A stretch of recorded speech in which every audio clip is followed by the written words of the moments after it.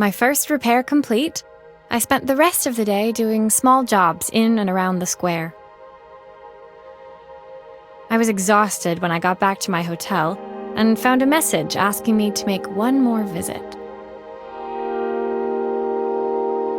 The address led me to a quaint little house, a stone's throw from the beach. Bathed in the evening light, it looked beautiful, in spite of its flaking paintwork and chipped tiles. The front door was opened by a harried-looking man, still dressed from a long day at the office. Are you Maria? My name's Joseph. I'm Isabel's father. I'm so sorry she bothered you this morning. Please, come in. I'd like to settle up properly. On the mantelpiece, I saw the remains of a broken statue. Without thinking, I picked up a fragment. Ah, my father's statue. What's left of it, at least. Yet another way I'd have disappointed him. It survived 100 years in this family. But 5 minutes with Isabel and... Do you think you can salvage it?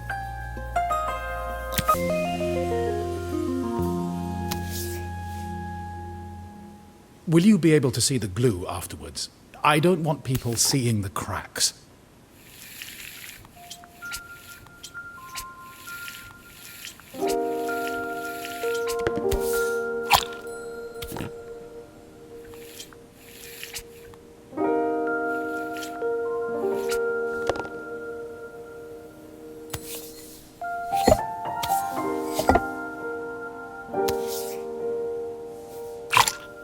Sometimes I think my daughter should come with a warning label.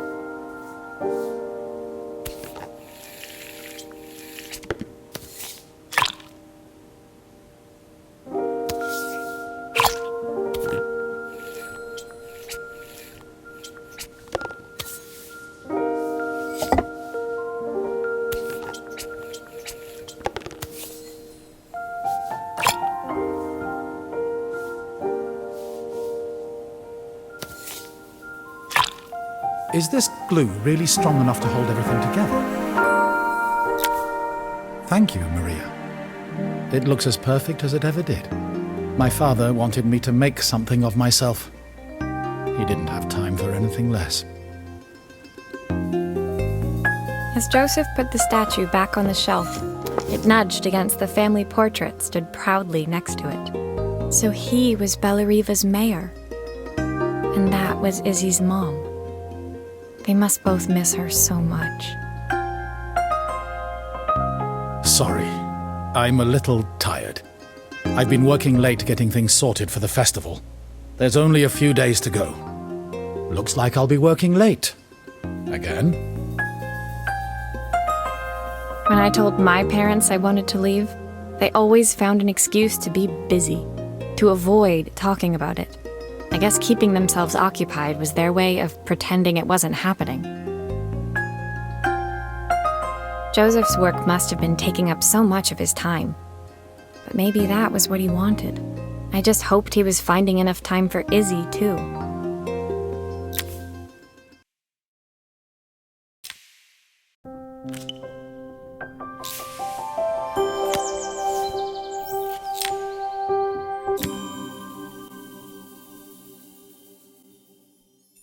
My second day in Bellariva dawned bright and clear, another beautiful sunny morning.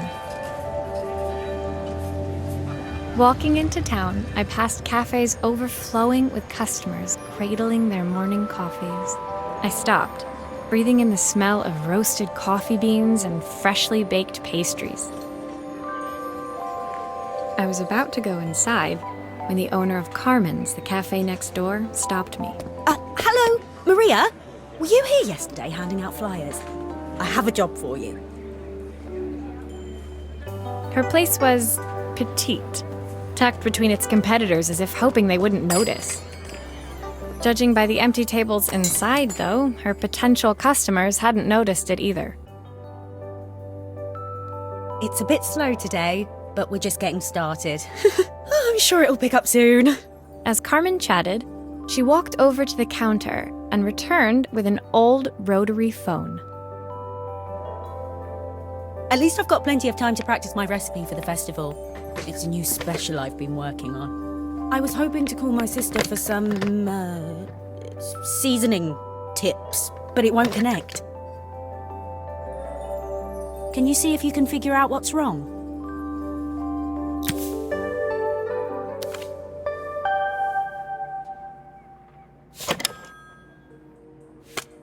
You can fix it, can't you? I can't afford to replace it.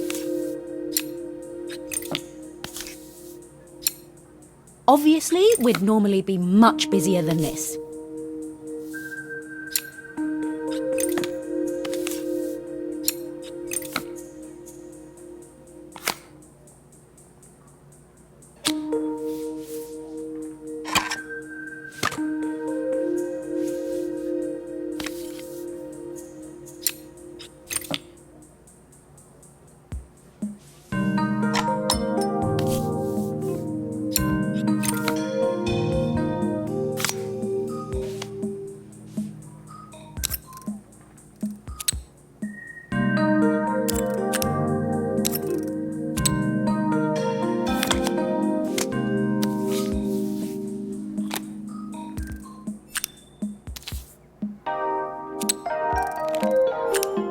Looks like this new circuit board is all hooked up.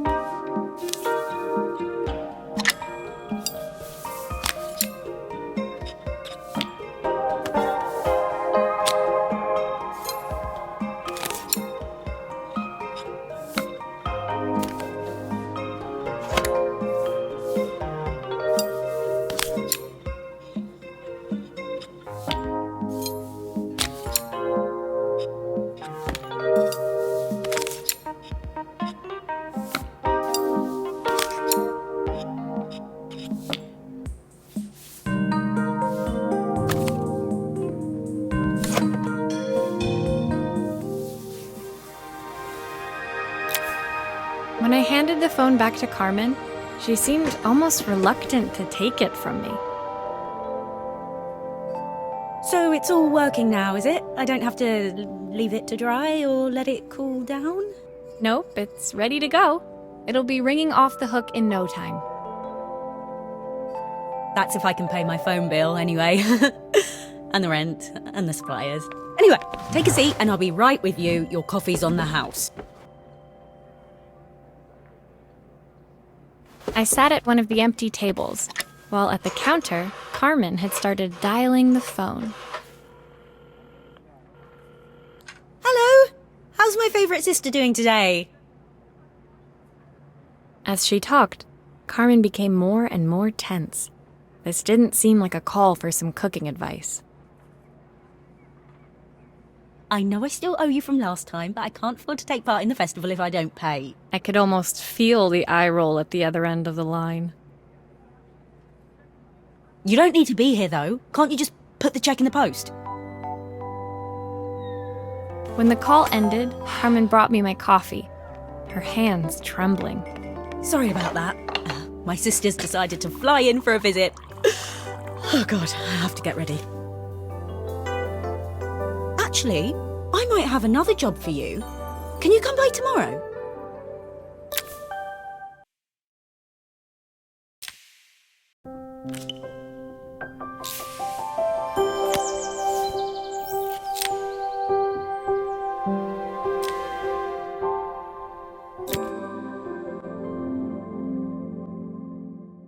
The next day, I'd promised Carmen I'd return to help her get the cafe ready for her sister's arrival. I was about to set out when I received an unexpected call from my hotel's reception desk. Apparently, another guest had asked for me by name. Curious, I took the creaking elevator up to the top floor and made my way to the room number they'd given. I knocked. Are you here about the camera? It's about time. The woman in front of me was immaculate. Not a hair out of place or a crease to be seen. My sister tells me you know how to fix things. I'd usually go to an expert, of course, but in this town... So this was Carmen's sister? The two of them couldn't have been more different. Inside her room, I saw a beautiful reflex camera, any professional photographer's dream. The viewfinder is completely dark. I can't see anything through it at all. I assume you can figure out what's wrong?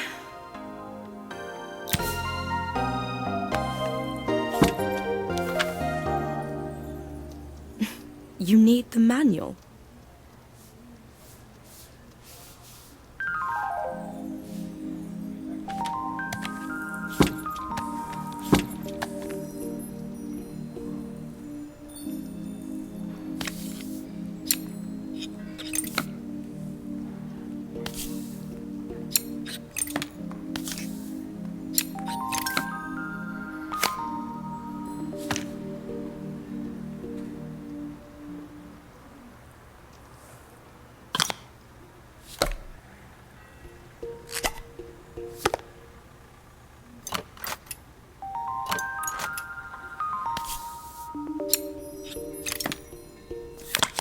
I don't suppose you've fixed anything this valuable before.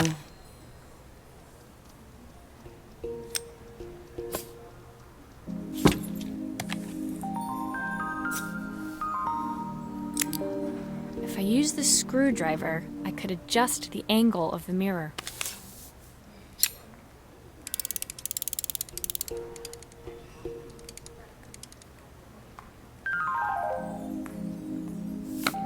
Perfect.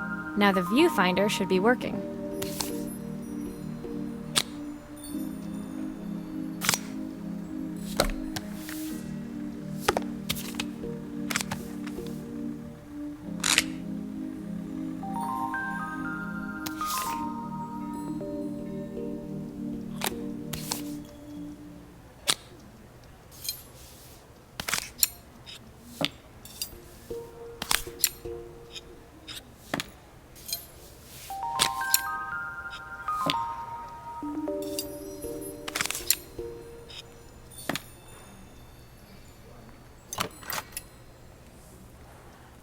Still a few parts missing.